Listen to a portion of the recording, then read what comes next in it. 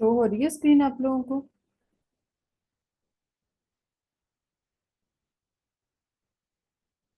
Hello.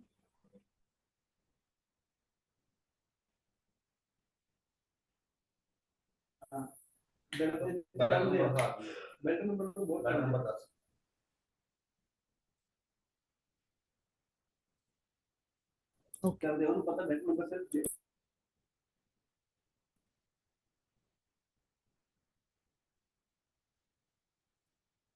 हाँ जी, अब हमने ये पढ़ लिया कि कितने टाइप के हमारे पास साइक्लोन्स होते हैं। अब इन्होंने बोला है कि इनके कॉजेज क्या होते हैं, मतलब क्या रीजंस है जिसकी वजह से साइक्लोन्स आते हैं, या मतलब ये क्यों स्टार्ट हो जाते हैं। तो इसके मतलब डिफरेंट रीजन हो सकते हैं। ठीक है। Main source of energy for cyclones जो है वो क्या होता है, warm oceans in the tropical regions. ऐसे रीजन्स के अंदर बहुत ज्यादा जो वार्म ओशियंस होते हैं उसकी वजह से टेम्परेचर जो है जब बढ़ जाता है तब वो हो जाता है। They are caused in areas with lower atmospheric pressure. कम हो एटमॉस्फेरिक जो प्रेशर होता है जब वो कम हो ऐसे एरियाज में आ सकता है। Usually areas located near the equator A cyclones हो सकते हैं। राइजिंग ऑफ वार्म एयर हो सकती है ओवर द ओशियन सरफेस ना। बहुत ज्यादा गर्म हवाएं जब होती है तब भी हो सकता है। तो मतलब दे आर डिफरेंट ना रीजन। ज्यादातर टेम्परेचर बढ़ना ही होता है कि वार्म एयर जो है जब वो बढ़ जाती है ना नियर अबाउट द ओशियंस या उसकी सरफेस के ऊपर, तब उस टाइम पे ये साइक्लोन्स जो होते हैं तब ये स्टार्ट होते हैं। सो जो सराउंडिंग कूल होती है टेयर जो ये होती है ना, it rushes into the space. तो वो रश होना स्टार्ट हो जाती है जब बढ़ जाती है ना। तो ये सारे कुछ इसके बेसिकली हम बोल सकते हैं कि इसके कॉजेज हो सकते हैं और इसके इम्पैक्ट्स क्या हो सकते हैं, मतलब इसकी वजह से क्या क्या इसके क्या असर क्या होते हैं, क्या इफेक्ट्स होते हैं, क्या रिजल्ट्स आते हैं अगर साइक्लोन्स होते हैं। पहली बात तो विंड है, जब विंड बढ़ती है दो तीन लिख लो आप। विंड लिख सकते हो, फ्लडिंग हो सकती है, इरोजन, ये कॉमन है। ये बहुत कॉमन है कि विंड आती है, ठीक है। तो विंड एक बड़े लेवल पे चलती है तो उससे फिर भी अभी कम नुकसान होता है, बहुत बड़े लेवल का नहीं हो सकता। लेकिन फ्लडिंग जो है वो बहुत बड़े लेवल का नुकसान करती है। फ्लड हो जाते हैं जब, ठीक है, फ्लड आते हैं तो मैन लाइफ जो है वो भी खराब होती है, उसका बहुत बड़ा लॉस होता है। एरोजन होती है, ठीक है, एरोजन का भी होता है। पता एरोजन क्या होती है? मैंने हमने करवाया था उस दिन। सॉइल एरोजन क्या होती है, किसने बताया था मुझे? हमने ये स्टार्टिंग के चैप्टर्स के अंदर पढ़ा हुआ है, यू शुड नो, आपको याद हो ये चैप्टर्स, टॉपिक्स। क्या होती है सॉइल एरोजन? क्या पढ़ाया था? याद है कि भूल गए?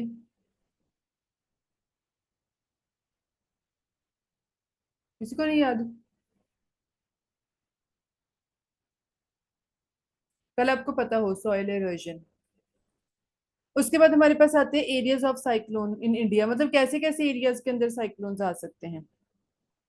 ठीक है।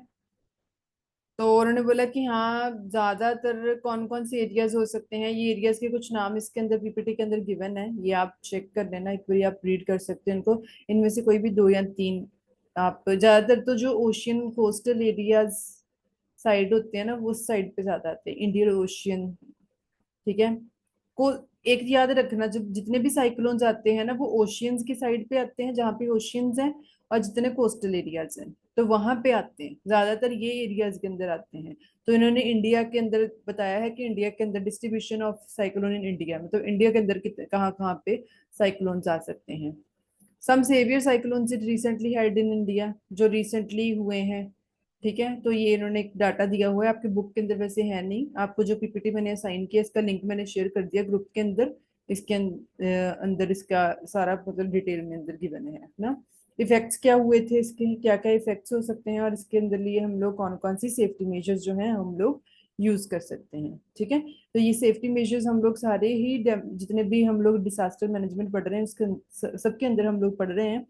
ठीक है। So check with your local council or your buildings control authority to see if your home has been built to cyclone standards or not. मतलब अपनी लोकल अथॉरिटीज, काउंसिल्स, मतलब ये चेक करवाना बेसिकली कि जो आपके जो घर हैं या जो भी बिल्डिंग में जहाँ पे भी आप लोग रह रहे हो वो सारी साइक्लोन्स के स्टैंडर्ड को मीट करती हैं कि नहीं। अगर कुछ साइक्लोन्स होते हैं, अगर ऐसा कोई सिचुएशन आती है तो आपकी बिल्डिंग उसको रेसिस्ट कर सकती है कि नहीं कर सकती। आपकी वॉल्स, रूफ्स, ठीक है, ईव्स ऑफ योर होम, इनको चेक करो कि ये सिक्योर है कि नहीं। ठीक है। सो ये सारी चीजों का ध्यान रखना, बेसिकली ये इसके कुछ सेफ्टी मेजर्स हैं, ठीक है। तो ये हमारा साइक्लोन्स का टॉपिक था। किसका मैसेज आया है? The displacement of the upper layer of soil degradation. हाँ जी, कपिश, ये है मीनिंग इसका, हम बोल सकते हैं। ओके, अब हमारे पास नेक्स्ट टॉपिक है जो आपका वो था हमारा मैनेजमेंट ऑफ लैंडस्लाइड ना। लैंडस्लाइड्स क्या होती हैं? जैसे हम लोग, आप लोगों ने सुना भी होगा, जब ये बारिशों वाला सीजन होता है, रेनी सीजन चल होता है ना, हिली जो हिली एरियाज हैं, हिल स्टेशन है, वहां पे लैंडस्लाइड्स के सबसे ज्यादा चांसेस होते हैं। लैंडस्लाइड है क्या? What are the landslides? ये एक, पहली बात तो लैंडस्लाइड एक फिनोमिनन है that involve sudden and rapid movement of mass of rock soil debris down a slope under the influence of gravity. We know that कि जब सडनली और एक बड़े लेवल के ऊपर बहुत बड़ी मूवमेंट होती है ना रॉक्स के अंदर, ये जो चट्टाने हैं, पहाड़ी जो एरियाज होते हैं ना, तो किसी रॉक का, सॉइल का, डेब्रिज का डाउन चले जाना अंदर, जो होता है ना जिसको बोल देते हैं अंदर समाई जाना जमीन के अंदर, वो लैंडस्लाइड्स, सॉर्ट ऑफ लैंडस्लाइड ना, ऐसी होती है लैंडस्लाइड्स। हम लोगों ने लैंडस्लाइड्स ऐसी न्यूज में आता है कि वहां पे लैंडस्लाइड हो गई। तो उस टाइम जब लैंडस्लाइड होती है, आप ये देखो कि कितना नुकसान होता है, ये मतलब पूरा एरिया नीचे चला गया, तो उसके आसपास का एरिया भी सारा अफेक्ट होता है, और ये काफी बड़े लेवल के ऊपर नुकसान होता है इस चीज का। तो ये लैंडस्लाइड्स होती हैं। कॉजेज क्या है लैंडस्लाइड्स के, क्यों होते हैं? बहुत सारे causes, variety of causes which act as a trigger for landslide, जो लैंडस्लाइड्स के आने का चांस होते हैं, इसके होने का चांस होते हैं। नेचुरल कॉजेज, सबसे पहले तो नेचुरल कॉजेज कौन से हैं? हैवी रेनफॉल, ये रेनी सीजन में आप कभी ना, एक साल में एक बार तो सुनने को मिलता है वहां पे लैंडस्लाइड हो गई। जब बहुत बड़े लेवल के ऊपर रेन होती है ना, हैवी रेनफॉल, तब उस टाइम पे लैंडस्लाइड्स होती हैं, क्योंकि इसकी वजह से जो वाटर का प्रेशर है वो बढ़ जाता है, ठीक है, और उसका वेट बन जाता है सॉइल के ऊपर, ठीक है। अर्थक्वेक्स, यस, अर्थक्वेक्स की वजह से भी हो सकती हैं लैंडस्लाइड्स, क्योंकि इसकी वजह से शेकिंग होती है ना, जमीन हिल जाती है, तो रॉक्स की जो होती हैं वो भी, उनकी भी स्टेबिलिटी बहुत कम हो जाती है, वो इनस्टेबल हो जाती हैं, जिसकी वजह से लैंडस्लाइड्स होती हैं। वॉल्केनिक एरप्शंस हो जाती हैं, ठीक है, वॉल्केनोज जो होते हैं उनकी वजह से, ये भी एक रीजन है। अब इसके इम्पैक्ट्स क्या हो सकते हैं, क्या क्या इसके मतलब असर हो सकते हैं ह्यूमन लाइफ का, एनिमल लाइफ का? आप देखो वहां पे सडनली, आप अपने आप को इमेजिन करके देखो, हम लोग जहाँ बैठे हैं वो जमीन एकदम से नीचे धंस जाए तो क्या होगा दुनिया का, जहाँ पे होती है। तो वहां पे जितने भी लिविंग ऑर्गेनिजम्स हैं, लिविंग जो भी एंटिटीज हैं, वो उनका कितने बड़े लेवल के ऊपर नुकसान होता है, जो भी वहां पे रह रहे हैं, चाहे वो ह्यूमन है चाहे एनिमल्स है, कोई भी है, वो उनका लॉस होता ही होता है उनकी लाइफ का, है ना। डैमेज टू इंफ्रास्ट्रक्चर प्रॉपर्टी, कोई भी घर, जितने भी घर हैं, रोड हैं, वहां का पूरा एरिया वो डैमेज होता है। They can bury or wash away agriculture land and thus affecting agriculture, yes, agriculture land जो है वो खत्म हो जाता है वहां का, उसकी वजह से एग्रीकल्चर तो डिपार्टमेंट खराब होता ही होता है। और आफ्टर माथ ऑफ लैंडस्लाइड में mean to displacement of local communities, yes, वहाँ की कम्युनिटीज सारी डिस्टर्ब होती हैं। लैंडस्लाइड जो होती हैं, मतलब इसकी वजह से भी बहुत बड़े लेवल के ऊपर नुकसान होता है। प्रिवेंशन एंड मिटिगेशन क्या होती है, अब इसको आप कैसे प्रिवेंट कर सकते हो ना? There are the following measure can be taken into consideration if you want to prevent this. So the country should identify the vulnerable areas. Action should be taken in this regard on a priority basis ना। पहले तो आपको ये areas के बारे में पता हो कि ऐसे एरियाज के अंदर ये ज्यादा एरियाज हैं जहाँ पे ये चीजें होती हैं, तो आप वहां पे रेडी रहो, और actions they should be taken जब भी ऐसा कोई होता है, तो तो ये आपकी प्रायोरिटी हो कि अगर ऐसा कुछ होता है, हमने ये इसको ऐसे मैनेज करना है। Early warning system and monitoring system should be there, yes, ये आपके पास मतलब ऐसे सिस्टम हो। अब तो हम बहुत आगे बढ़ चुके हैं टेक्नोलॉजी बिहाफ पे, कि हमें पहले से इन चीजों की असम्पशन हो कि ऐसा कुछ हो सकता है, तो हम लोग वार्निंग दे के रखें कि यहाँ पे ये चीजें हो सकती है, अपना रेडी रहो, या फिर आप लोग उसी टाइम पे मूव मूव करो कम्युनिटीज को, ठीक है, मॉनिटर करो इन चीजों को। Mapping can be done to identify the areas which are more prone to landslides, mapping के हेल्प से ये देखो कैसे एरियाज हैं, कौन से एरियाज हैं जिनके अंदर सबसे ज्यादा ये चीजें होती है। Restriction on the construction on the risky area should be imposed, ऐसे एरियाज के ऊपर रिस्ट्रिक्शन लगाओ कि वहां पे, वहां से लोग दूर ही रहें जहां पे बहुत ज्यादा लैंडस्लाइड्स होती हैं। Afforestation programme should be take place. Deforestation का मतलब क्या होता है, बहुत ज्यादा पेड़ों का कट होना। अफॉरेस्टेशन का मतलब क्या होता है, बहुत बड़े लेवल के ऊपर पेड़ों को उगाना। तो ये जरूर होना चाहिए, क्योंकि जितने देखो हमारे पास पेड़ होंगे ना, उतनी ही सॉइल जो होती है वो मजबूत रहती है। तो फिर इतने लैंडस्लाइड्स, फ्लड, ये जो होते हैं ना, इनको कम करने का एक तरीका सबसे बड़ा होता है कि पेड़ लगाओ, plantation. So restricting development in landslide area, protecting the existing one. ठीक है, इनको रिस्ट्रिक्ट करना। इंश्योरेंस फैसिलिटीज होनी चाहिए, ताकि अगर लोगों का कोई नुकसान हो वो उसके साथ डील कर सकें। Response team should be quick to deal with the landslide if they occur. जो रिस्पॉन्स, वहाँ की टीम्स जो हैं, जो अथॉरिटीज हैं which are responsible to handle or to deal with this kind of situation, they should be ready, right. Okay, अब उसके बाद हमारे पास नेक्स्ट टॉपिक आता है चिपको मूवमेंट। ये चिपको मूवमेंट एक मुझे डिफरेंट टॉपिक लगा इस पूरे चैप्टर के अंदर। चिपको मूवमेंट, जैसे नाम ही उसका बता रहा है कि चिपको मूवमेंट का मतलब है कि ये एक ऐसी एक मूवमेंट थी जो बेसिकली, इसके अंदर ज्यादातर फीमेल्स इन्वॉल्व थी। ये देखो, अगर आप चैप्टर इसकी पिक्चर देख के आपको पता लगे सब लोग इसके। चिपको मूवमेंट का मोटिव क्या था basically, there were some females, they used to hug the trees. मतलब ट्रीज को हग करना, उनको गले लगाना, उनसे चिपकना, मतलब बेसिकली इनका मोटिव ये था उनकी, trees are very much important. वो ये इनकी इम्पोर्टेंस को डिनोट कर रहे थे वो। ठीक है, उस इसलिए इस मूवमेंट को बोला गया था चिपको मूवमेंट।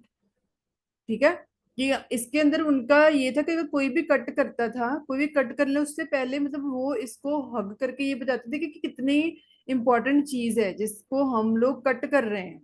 आप ये देखो, ये बहुत साल पहले की मतलब मोमेंट है। आज तो हम लोग बहुत आगे बढ़ गए हैं। तो ये देखो, इसके अंदर उन्होंने बोला है, it was considered as the first eco feminist environmental movement that was started in India in 1970s to protect the trees. ठीक है, and forest areas from the deforestation. Trees को बचाने के लिए, फॉरेस्ट को बचाने के लिए, ताकि उनको कट ना किया जाए। The name comes from Hindi word Chipko, मतलब meaning to cling or to hug. इसका मतलब है उसको हक करना। As the villagers embraced the trees to prevent them from being felled. वो उनको गले लगा रहे थे ट्रीज को, वो ये बता रहे थे कि हाँ, हम इनको कट कट नहीं होने देंगे, हम इनको गिरने नहीं देंगे पेड़ों को। सो दैट्स वाई इसको नाम दिया गया था Chipko movement. So during the 1970 forest were being cleared from the logging and the commercial development. जो डेवलपमेंट हो रही थी उसकी वजह से पेड़ों को बहुत बड़े लेवल के ऊपर कट किया जा रहा था।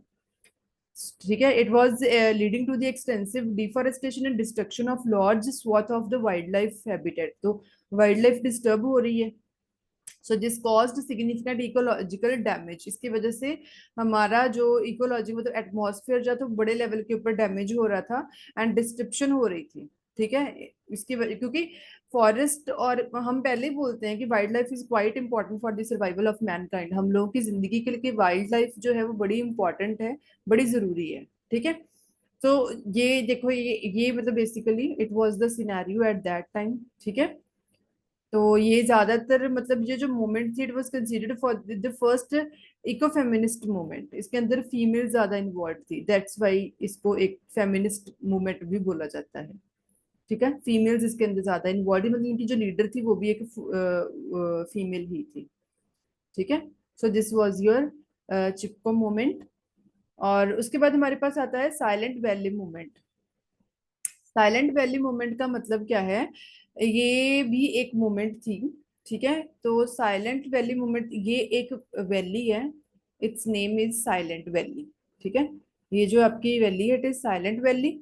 ठीक है, अब ये कुछ ऐसी दिखती है, मतलब इसको बचाने के लिए बेसिकली। ठीक है, व्हाट इज साइलेंट वैली, इन्होंने बोला क्या है। This silent valley movement, it was a social movement in Kerala. ठीक है, केरला में हुई थी ये, मतलब इसकी एस्टैब्लिशमेंट, मतलब ये स्टार्ट वहां पे हुई थी। It oppose the construction of hydro electric power project in the Silent Valley. यहाँ पे एक प्रोजेक्ट स्टार्ट किया जाने वाला था जिसका नाम था हाइड्रो इलेक्ट्रिक पावर प्रोजेक्ट। ठीक है, अगर देखो, अगर वो प्रोजेक्ट यहाँ पे बनता तो ऑब्वियस सी बात है इस वैली को हटा दिया जाता, मतलब इसको खत्म ही कर दिया जाता। आप ये देखो कितने बड़े लेवल के ऊपर ये वैली है। तो मतलब इट इज अ बहुत एक इम्पॉर्टेंट पार्ट लग रही है एटमॉस्फेयर का। तो इसको इसका इसका हम बात करें हिंदी में बोलूँ तो इसका विरोध करने के लिए ये मूवमेंट हुई थी। ठीक है, so the movement was successful in preventing the construction of project. ये मूवमेंट सक्सेसफुल हुई थी और वो प्रोजेक्ट यहाँ पे नहीं बना था।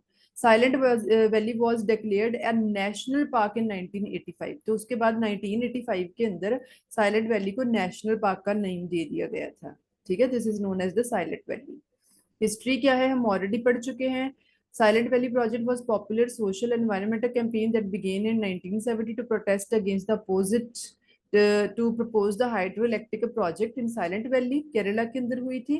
ठीक है, तो ये मूवमेंट जो थी, जितने भी एनवायरमेंटलिस्ट थे, साइंटिस्ट थे, लोकल पीपल थे, ये सारे इसके अंदर इन्वॉल्व थे। ठीक है, and they were concerned about the destruction of unique ecosystem. उनको सबको इस चीज की फिक्र थी कि इस चीज को हटा दिया जाएगा तो बहुत बड़े लेवल के ऊपर वाइल्ड लाइफ जो है वो डिस्टर्ब हो जाएगी। ठीक है, so this was the history. चलो, so we have done this today's chapter. इसके अंदर कोई प्रॉब्लम हो आप लोगों को आज वाली प्रॉब्लम चैप्टर के अंदर?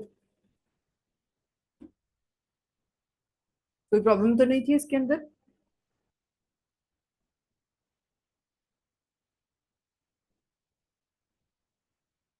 ओके जी। So I am going to end the meeting. ठीक है, अगर आप लोगों को कोई डाउट हुआ यू कैन आस्क। ठीक है, तो आपके रिकॉर्डेड लेक्चर्स के ऊपर पढ़ रहे हैं, नोट्स भी मैं डाउन हम लोग कर रहे हैं अपलोड, आप लोग वहां से आपकी प्रिपरेशन कर सकते हैं। Okay, thank you so much.